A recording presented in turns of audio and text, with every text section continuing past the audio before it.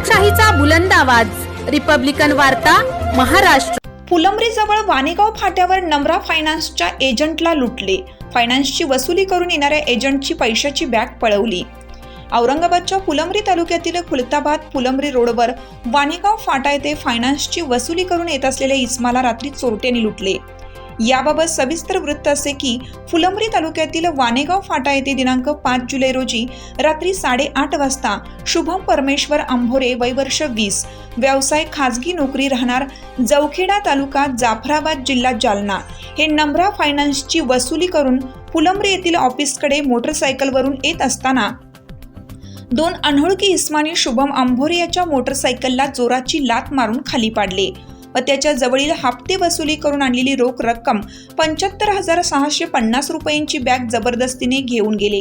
याची तक्रार फुलंब्री पोलीस ठाण्यात शुभम आंभोरे यांनी दिली असून यावरून अज्ञात आरोपींविरुद्ध CR नंबर 308/2024 नुसार कलम 309(4), 3(5) BNS नुसार गुन्हा दाखल करण्यात आला आहे।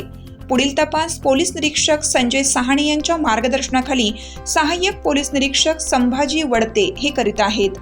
रिपब्लिकन वार्ता महाराष्ट्र वृत्तवाहिनीसाठी फुलंब्री औरंगाबाद प्रतिनिधी अकबर शहा।